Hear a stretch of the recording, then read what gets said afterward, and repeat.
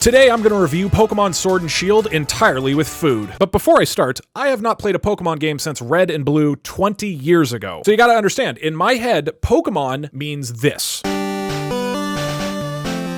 And now, 20 years later, I booted up Sword and Shield and said, oh my god, the Pokemon are 3D now! You can run through a field! You can just see the Pokemon hanging around! This new game is blowing Child Doug's brain, but then I read on the internet that apparently the games used to be way better. It feels like I'm eating at a restaurant and going, oh, this food is so good. But then someone walked up to my table and said, you know, this place has actually gone downhill. The food used to taste way better here. And I say, okay, well, I haven't eaten food in 20 years. I am starving and I have very low standards right now. Why are you even eating here? This is a Chuck E. Cheese. It's for children. So as a disclaimer, I am reviewing this as a new Pokemon fan rather than knowing the entire history of the series. But with that out of the way, let me tell you about this dope-ass Chuck E. Cheese. The core gameplay loop of catching lots of Pokemon and using the right type of moves in battle is still so fun after 20 years, and the 3D world makes this even more fun, and oh my god, this game is so easy. Now, most video games are like cooking a complex dinner, where there's lots of different ingredients and decisions, and you have to use the right timing and strategy to get the right result. But Pokemon is like cooking a Hot Pocket. To cook a Hot Pocket, you literally put it in the microwave, and you press a button. That's it. You put the right type Pokemon into battle, and you press one button. That's it. Now, obviously, part of the appeal of Hot Pockets is how easy they are to make. It is a quick, stress-free meal, but Hot Pockets don't provide that satisfying payoff that cooking your own meal does, because there are no difficult decisions to make when you cook a Hot Pocket. And Pokemon battles just never felt particularly rewarding to me because I am just using the same strong-type Pokemon move every turn.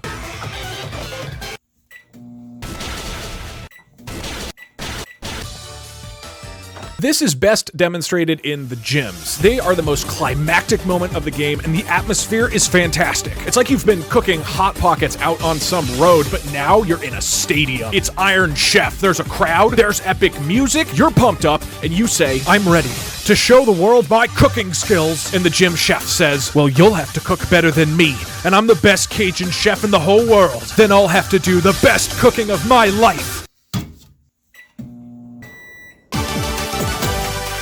No! How could I have been defeated? I just used the microwave. You've shown great spirit in this battle. Literally just press one button. So the gym battles pretty much still play out exactly the same as any other. And Dynamax looks cool, but it doesn't matter how big your Hot Pocket is if you still just press one button on the microwave to cook it. Now, does it really matter if the game is easy?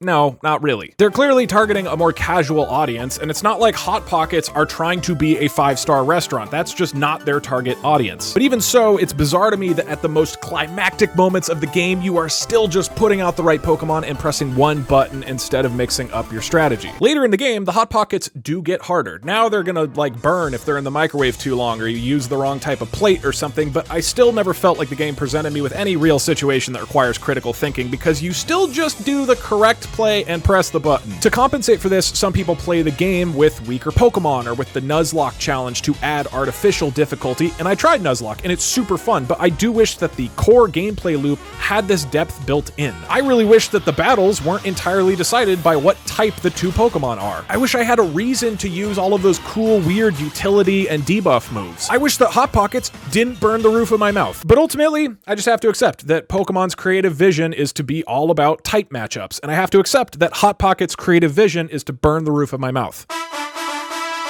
Now, the story is where Pokemon gets really intense. It starts very upbeat. You're in this happy little British setting, but you slowly uncover that Chairman Rose, who owns all the corporations in Galar, has begun running a totalitarian regime using alien Pokemon to oppress humanity. And you have to travel to the Pokemon Citadel to destroy his link to the Combine. Oh, wait, no, that's Half-Life 2. Pokemon's story is pretty boring.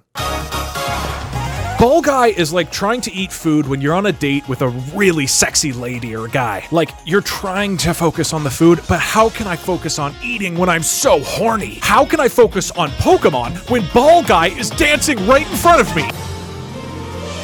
Now, this game really does shine when you reach the wild area. The wild area feels like you're going to an all-you-can-eat buffet. There's like a billion exciting foods to try, but then mom says, honey, sit down and eat your vegetables first. And you say, oh, come on, mom. No buts. Eat these vegetables and water and hot sauce, and then you can have dessert. So the game forces you to eat a bunch of boring crap at the beginning, but then you get to eat at the wild buffet. It's full of all these different exotic foods like ice cream and honey and literal garbage, and you have the actual freedom to eat how you want. When I play a game like Breath of the Wild, it resonates with me because I'm the one deciding where the adventure goes, and so the experience feels deeply personal. And my favorite moment in this game was when I got lost in the wild area and I had to forge my own path back to society. It was a dinner that I got to design myself instead of just being spoon-fed from my mom. Unfortunately, after I had gone through the full wild area just a single time, I was starting to get this sneaking suspicion that there is not actually very much to discover here. Until I realized this game has camping. You can feed them and play with them, and it's so charming, and the premise is fantastic, and wow, there's just not much replayability here. Like, once you've played with the toys one time, it's really all the same. And the camp kind of encapsulates my feeling on this entire game. Every feature and zone oozes with charm and flavor on the surface. There's so many different ingredients to try, but then you realize there's just not much depth to any of them. I mean, look at all the ingredients in a Hot Pocket. Wow, they've got methyl cellulose. That is so cute. But then you take a bite and you realize that, hey, this methyl cellulose is chemically programmed to taste exactly the same every single time, and you're not going to have a new experience the 10th time you go to Pokemon Camp. And for some people, that's fine, right? They want to know that their favorite restaurant is going to taste exactly the same every single time. But for me, the ingredients getting so repetitive so fast in this game means I'm going to go eat at a different restaurant pretty quick. Methyl cellulose is a laxative, which means it helps you take healthy, consistent poops, just like how Pokemon Camp gives you the same shit every time. Now, I've complained about a whole bunch of things in this video, but at the end of the day, this game is really fun. The world and the Pokemon are delightful, the music is fantastic, and yes, there is absolutely a ton of stuff they could improve about Hot Pockets. It's frankly shocking that Hot Pockets are still successful, even though they are absolutely disgusting and have not improved in 20 years. But if your core flavor is this goddamn tasty, they can jam literally anything into a baked croissant, and I'm gonna eat it. I love video games, I love Hot Pockets, and I give Pokemon Sword and Shield 2 Michelin balls out of 3. Hey, would you like me to do more food gaming reviews on this channel? Then let me know, because as you can probably tell, I don't know what I'm doing.